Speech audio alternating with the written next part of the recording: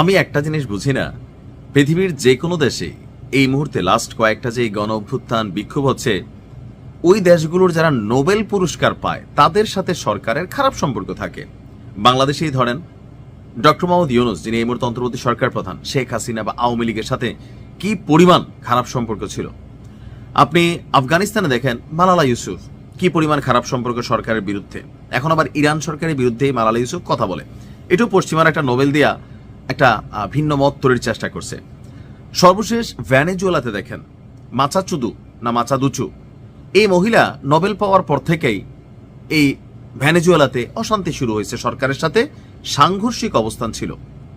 আবার যখন ইরানে বিক্ষোভ চলছে, ইরানের ঘরের লোকই একজন মীর জাফর, প্রথমে ছবি দেখে আপনারা মহিলা বুঝতে পারছেন বেওয়ারি লেগে আর কি, মানে ভ্রুগুলার জন্য এমনিতে হালকা হালকা পুরুষ লাগে, তবে বিদেশের সিস্টেম এটা, মহিলারা 50+ হলে ছোট ছোট চুল কাটে, কেউ আবার একটু কোকড়া কোকড়া রাখে, মানে এক একজন এক একভাবে রাখে।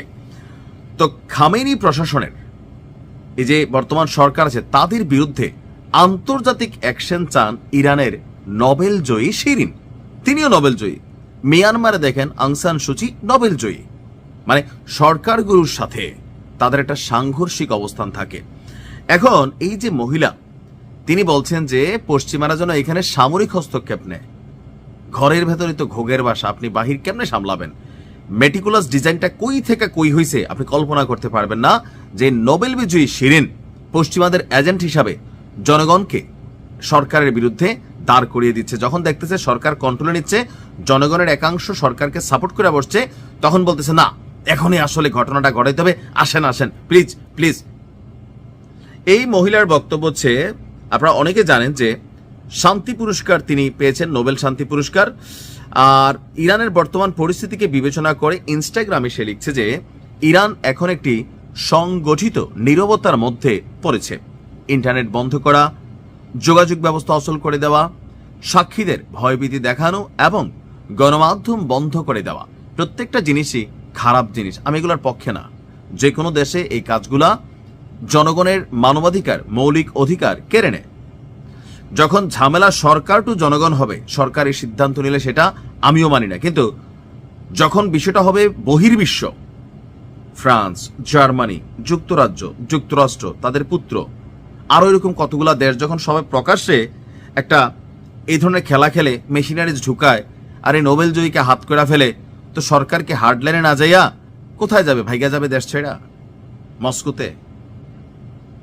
যখন দেখতেছে সরকার শক্ত হচ্ছে, তখন বলতেছে আপনারা মেশিনারিজ নিয়ে, সৈন্য সামর্থ্য নিয়ে ঢুকেন। তার বক্তব্য হচ্ছে যে আপনার সব চিহ্ন মুছে ফেলতে চাচ্ছে সরকার, কারণ এখানে যারা বিক্ষোভকারী ছিল, সমন্বয়ক বাংলা ভাষায় বললে, অথবা এখানে যারা মানে মূল এখানে যারা অগ্রগামী ভূমিকা রাখছে, তাদেরকে কিন্তু একজনরে দিয়ে দিছে বালিশারা সোয়াইয়া আজকে। তারপরে হচ্ছে অনেকের বাড়িঘর ইনভেস্টিগেশন করা হচ্ছে, ধরপাকড় চলছে, এটা একটা ডিস্টারবেন্স তৈরি হচ্ছে।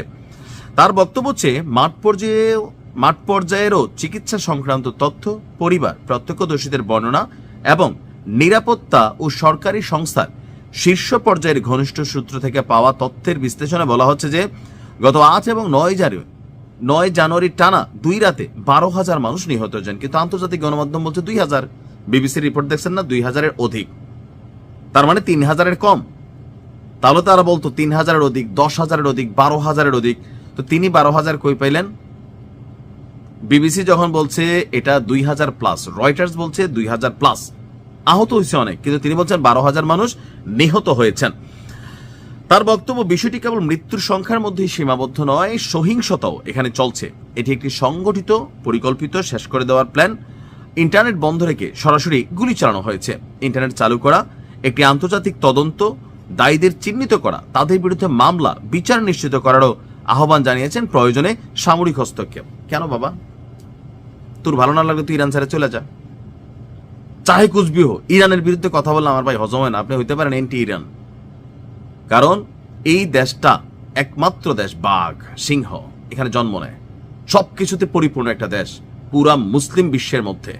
সো এটাকে তো কেউ পছন্দ করবেই না, সেই জন্য নানান খেলা চলবে, টাকা নোবেল দিয়া।